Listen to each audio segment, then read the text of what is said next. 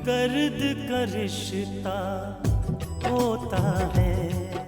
थोड़े सब्र से काम लीजिए ना। कोई सब्र नहीं है दीदी, इन्होंने हमारी 20 एकड़ जमीन हड़प कर ली और इसी वजह से मुकुंद प्रसाद हमारी बाकी की जमीन का मालिक बन गया है। बस अब वो 20 एकड़ जमीन किसी तरह हमारे नाम हो जाए। अब वो 20 एकड़ जमीन से हमें क्या लेना देना लेना। अब चाहे वो 20 एकड़ हो या 200 एकड़, हमारा तो कोई वारिस ही नहीं। बस ये जमीन अगर हमारे काम आएगी तो सिर्फ इंतकाम के लिए।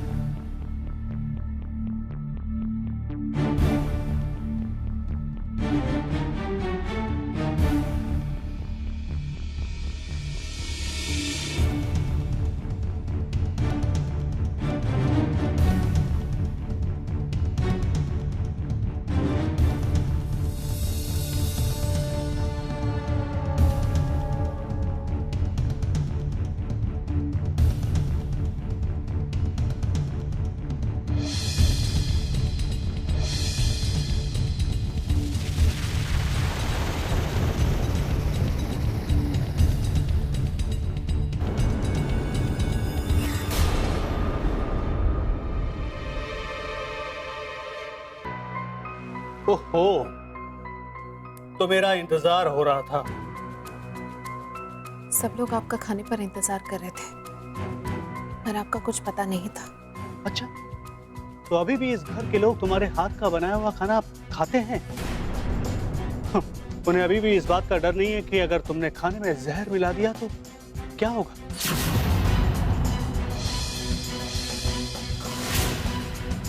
आप भी तो मेरे हाथ का बना हुआ खाना खाएंगे ना? या फिर आप बाहर होटल में शिखा के साथ खाना खाकर आए? मैं खाना गर्म करके लाती हूँ। कोई जरूरत नहीं इस नाटक की।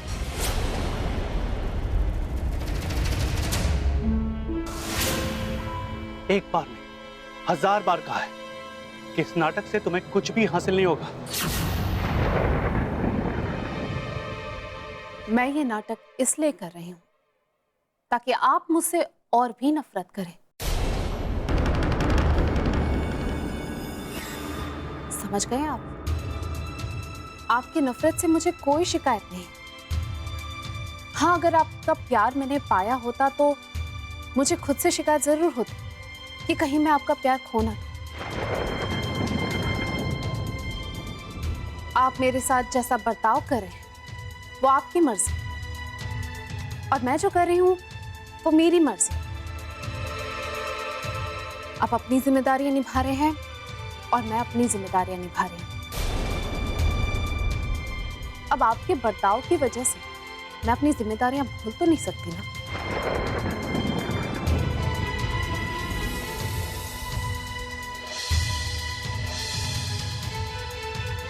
मेरी परवरिश मेरे दादाजी ने की है और उन्होंने मुझे यही संस्कार दिए, अपने फर्ज और जिम्मेदारियों के साथ चलने का संस्कार।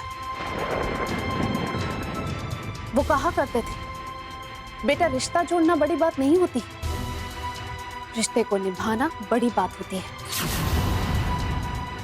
इसलिए मैं सिर्फ रिश्ता निभाने की कोशिश कर रही हूँ।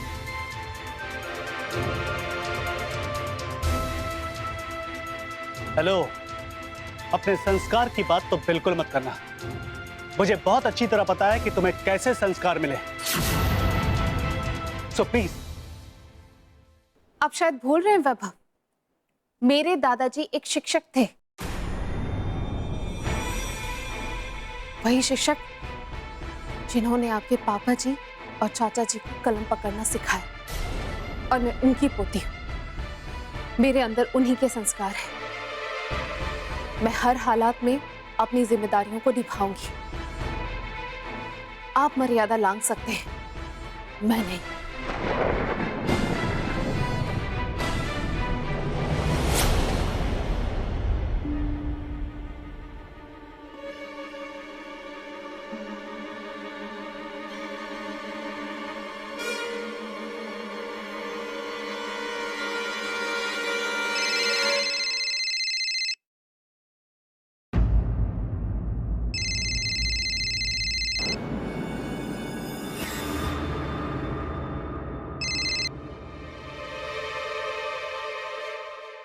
हेलो। कौन? वैभव? हाँ, मैं वैभव बोल रहा हूँ। अब कौन सी टिप देने के लिए फोन किया तुमने? सुरभि से बात करनी ना तुम्हें? थोड़ी देर बाद फोन करना तुम। मैंने तुमसे ही बात करने के लिए फोन किया था। और हाँ, मैं सुरभि को कोई टिप देना नहीं चाहता, बल्कि मैं तुम्हें टिप देना चाहता हूं। तुम खुद को समझते क्या हो तुम? समझने की बात क्या है चंदन? और तुम्हें और तुम्हारे पूरे खानदान को समझने के बाद अब कुछ बाकी रह गया क्या? गलती से अगर मेरी बहन तुम्हारे घर की बहू बन गई तो इसका मतलब ये मत समझना वैभव कि तुम उसके ऊपर जुल्म करते रहोगे और हम यहाँ चुपचाप बर्दाश्त करते रहेंगे। क्या कर रहोगे तुम लोग? और तुम लोगों ने जो हमारे साथ किया है, उसके बाद मैं सुरभि को खून के आंसू रुलाऊंगा। उसके बाद देखूंगा क्या कर लोगे तुम लोग। जिस घर में तुम रहते हो ना, उस घर की ईंट से ईंट बजा देंगे हम लोग। तुमने अभी तक हमारी शराफत, हमारी ईमानदारी देखी है। हमें मजबूर मत करना। मुझे धमकी देने के लिए फोन किया तुमने? नहीं, तुम्हें समझाने के लिए फोन किया है, क्योंकि अक्सर ऐसा देखा गया है, जो लोग रिश्तों की मर्यादा के आगे खामोश हो जाते हैं, उन्हें गूंगा समझा जाता है। लेकिन हम लोग गूंगे नहीं हैं और ना ही हम लोग अपाहिज हैं। तुम्हारे जैसे सवाल होंगे, ठीक वैसा ही जवाब तुम्हें मिलेगा। इसीलिए मैं तुमसे कह रहा हूं कि हमें मजबूर मत करना। आ गए ना अपनी असली औकात पर।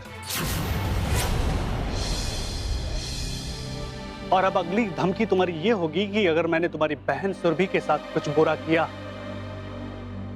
तो तुम हमारी दादी माँ के साथ भी वही करोगे, यही ना? अरे तुम क्या दादी माँ की बात करोगे? और क्या आदर होगा तुम्हारे दिल में दादी माँ के लिए, जिसे ना बुजुर्गों के दिए हुए संस्कारों का ख्याल है और ना ही वो उनके बताए हुए रास्तों पर चलते हैं। एक तरफ तुम दादी माँ को ढूंढ रहे हो,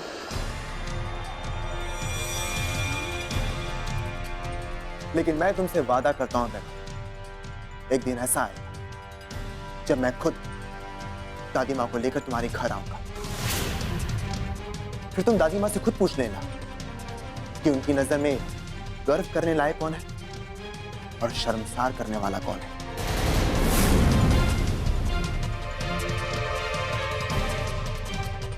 इस बात का ख्याल रखना। और हाँ, उस घर में अगर मेरी बहन के साथ जरा सा भी जुल्म हुआ या कोई भी लांछन लगा तो तुम पछताने के लायक नहीं रहोगे।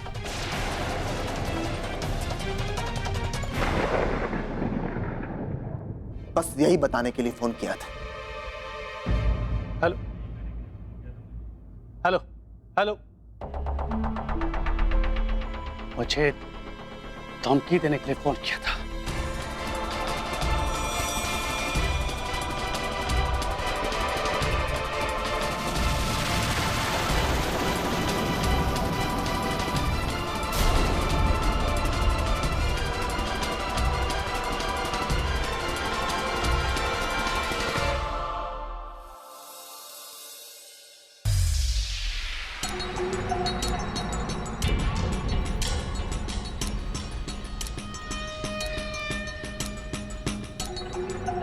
किसका इंतजार कर रहे हैं आप? अरे वही जिसने मेरी हरिद्वार में मदद की थी, मैंने तुम्हें बताया था ना। उसका नाम है श्रवण ढोलिया। बड़े बड़े गुंडे उससे डरते हैं, बड़ा नाम है उसका। आजकल वो दिल्ली आया हुआ है। अभी अभी फोन आया था, कभी भी आ सकता है। तुम जरा उसके खाने पीने का इंतजाम। सब तैयार। अरे लगता है आ गया, मैं देखता हूँ।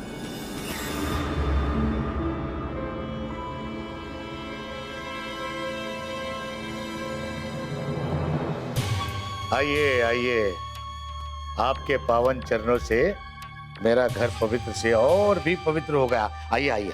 जय गंगा मैया। ये आप क्या कह रहे हैं बाकेलाल जी? अरे भाई आप ही तो हैं जिसने मेरी बिगड़ी बनाई है। चलिए मैं आपको अपनी धर्मपत्नी से बुलाता हूँ। ये है मेरी धर्मपत्नी नैना शर्मा। जय गंगा मैया। हाँ, आइए आइए आइए। कैसा लगा आपको मेरा घर? सब नैना की पसंद से। बहुत भाई, अच्छा। औरतों को तो आप जानते ही है ना। अरे भाई, अचानक दिल्ली आने का प्रोग्राम कैसे बन गया डोले साहब? दिल्ली तो आना जाना लगा ही रहता है बाकीलाल जी। किसी काम से आया था तो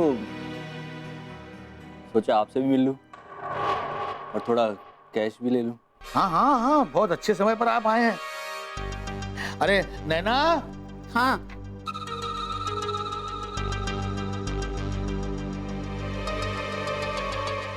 लीजिए। अरे भाभी जी, इस सब की क्या जरूरत थी? अरे नहीं, इसकी जरूरत है। आप ग्रहण कीजिए, यही तो है हमारी श्रद्धा, विश्वास और आस्था। लीजिए, ग्रहण कीजिए।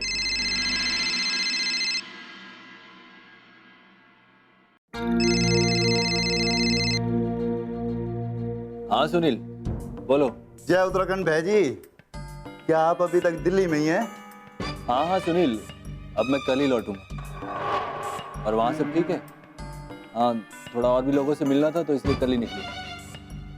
और सुन, माँ जी ठीक है ना? माँ जी बिल्कुल ठीक है, और बरखा है ना उनके साथ, और मैं भी यही हूँ। सुनील, माँ जी का अच्छी तरह ख्याल रखना।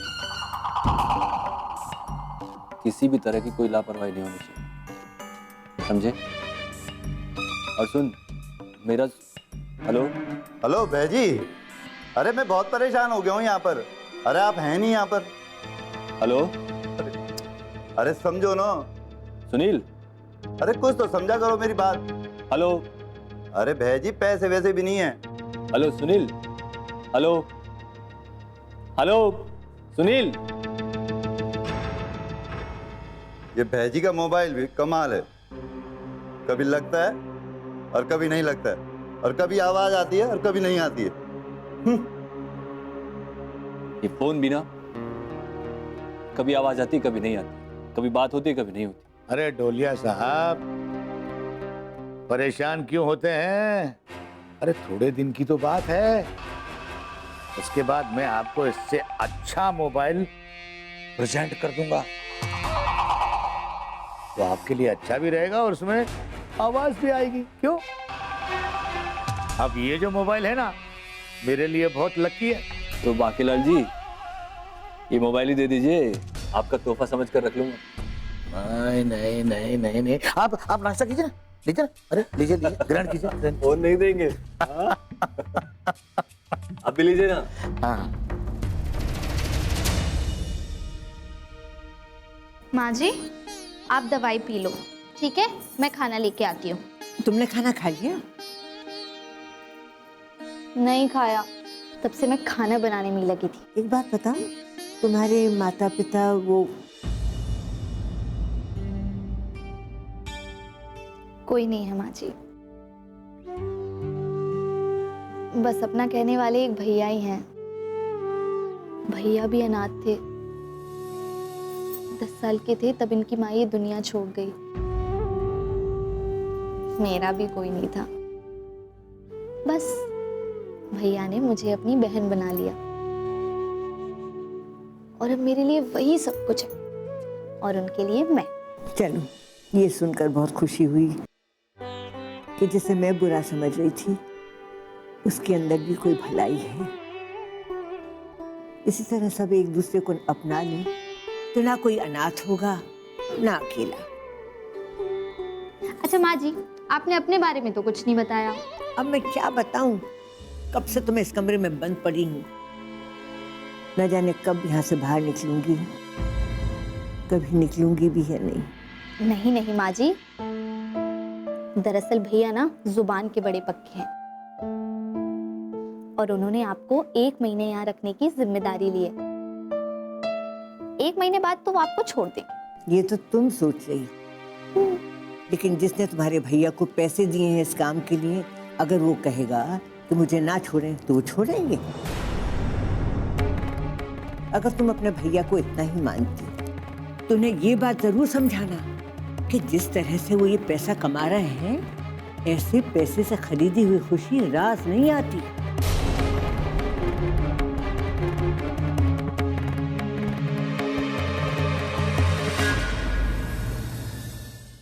उसने मुझसे कहा कि जो हमने किया उसके लिए वो सुरभि को खून के आंसू रुलाएगा।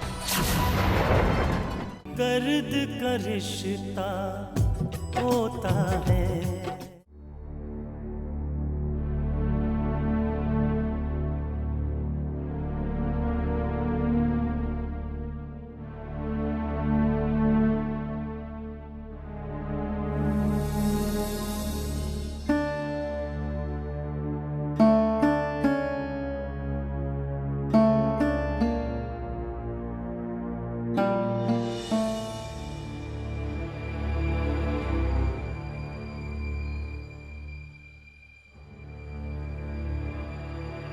क्या बात है चंदन, यहां अकेले क्यों बैठे हो बेटा?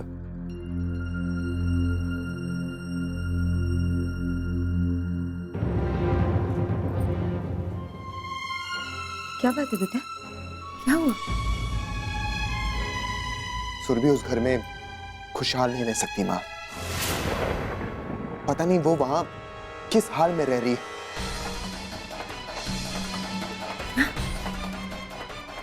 हाँ माँ, मैंने फोन किया था और फोन वैभव ने उठाया था। उसने मुझसे कहा कि जो हमने किया उसके लिए वो सुरभि को खून के आंसू रुलाएगा। वैभव ने ऐसा कहा? हाँ पापा, उसकी आवाज में जो नफरत थी वो मैंने महसूस की है।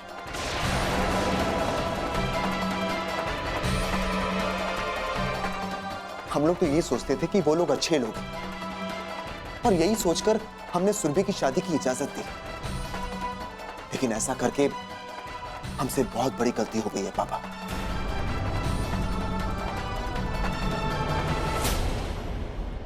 गलती तो हमसे हुई है, बहुत बड़ी गलती, और उसका पश्चाताप यही है कि हम सुरभि की जिंदगी बर्बाद न होने दें,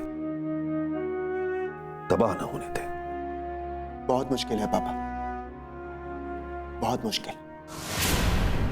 जरा सोचिए, सुरभि वहां कितनी अकेली होगी, क्योंकि वहां सबके दिलों में उसके लिए सिर्फ नफरत ही होगी, और उस नफरत के बीच में वो वहां कैसे रह रही होगी। उसकी खुशियों को बचाने का हमारे पास कोई रास्ता नहीं है पापा, कोई रास्ता नहीं है।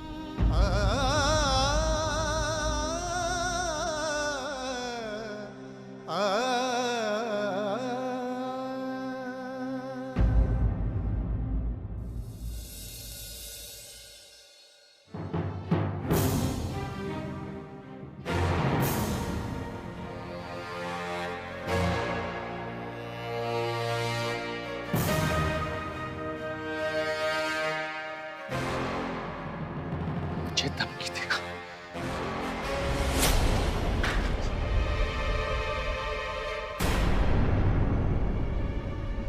ये लीजिए, खाना खा लीजिए। तुम क्या समझती हो कि मैं उनकी धमकियों से डर जाऊंगा? उनकी धमकियों की वजह से मैं तुम्हारे सामने सिर झुकाऊंगा? तुमने ही चंदन से कहा होगा, और तुम्हें मालूम था कि उसका फोन आने वाला है, इसीलिए तुम वहां फोन छोड़कर आई थी। लेकिन एक बात सुन लो, मैं उसकी धमकियों से डरने वाला नहीं हूं। क्या बात है वैभव?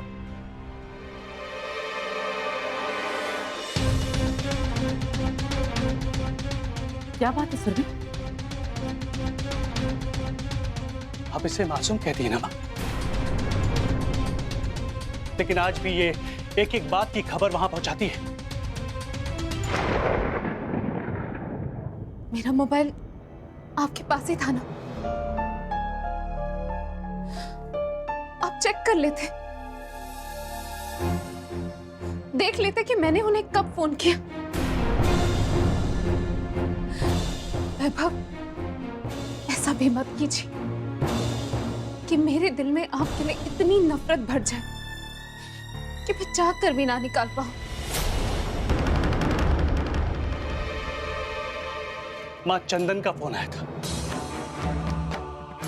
और वो कह रहा था कि अगर मैंने सुरभि के साथ कोई बुरा बर्ताव किया तो बहुत बुरा होगा। वो इस घर की ईंट से ईंट बजा देगा। वैभव, अगर किसी लड़की के साथ उसके ससुराल में इस तरह का बर्ताव किया जाए तो उसके घर वाले क्या करेंगे? वैभव, अगर कल को पूर्णिमा के साथ उसके ससुराल में इसी तरह का बर्ताव हो तो तुम क्या करोगे? उसके घर वालों को शाबाशी दोगे या इस तरह का बर्ताव करोगे जैसे कि इसके भाई ने किया? वैभव, सुरभि ने अभी तक खाना नहीं खाया है। उसने कहा जब तक तुम नहीं खाओगे वो नहीं खाएगी। और तुम इस तरह से पति का धर्म निभा रहे हो। माँ, आप इसका पक्ष लेना बंद कीजिए। आप इसका फेवर करके बहुत बड़ी गलती कर रही हैं। मैं सिर्फ इतना जानती हूँ कि हमें अपना फर्ज निभाना चाहिए। अब अगर सुरभि अपना फर्ज नहीं निभा रही है तो तुम तो अपना फर्ज निभाओ। दर्द का रिश्ता होता है। माँ, आप इसका पक्ष लेना बंद कीजिए। आप इसका फेवर करके बहुत बड़ी गलती कर रही हैं। मैं नहीं जानती बेटा कि ये सही कर रही है या गलत। मैं सिर्फ इतना जानती हूँ कि हमें अपना फर्ज निभाना चाहिए। अब अगर सुरभि अपना फर्ज नहीं निभा रही है तो तुम तो अपना फर्ज निभाओ। तो तुम्हें देखकर ही सुरभि अपना फर्ज निभाना सीख जाती।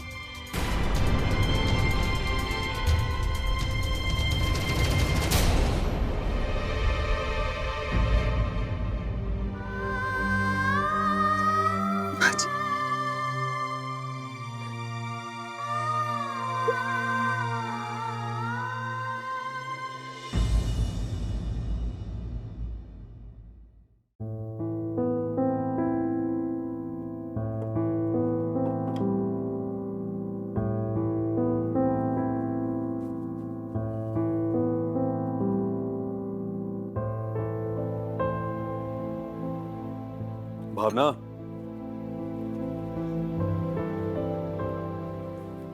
जी मैं दुकान के लिए निकल रहा हूँ। कुछ जरूरत हो तो मुझे फोन कर लेना। जी।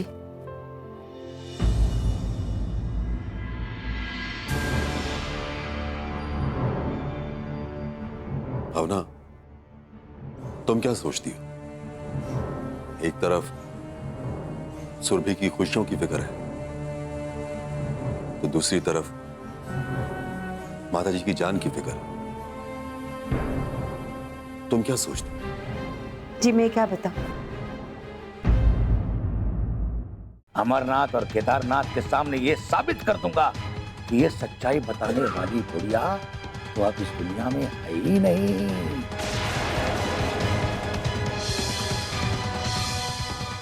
और तुमने, मुकुंद प्रसाद चौरसिया, तुमने उन्हें मार डाला है। सवाल तो ये है कि तुम्हें तुम्हारे घर वालों ने क्या संस्कार दिए कि आज तुम किसी और के बेडरूम में घुस गई।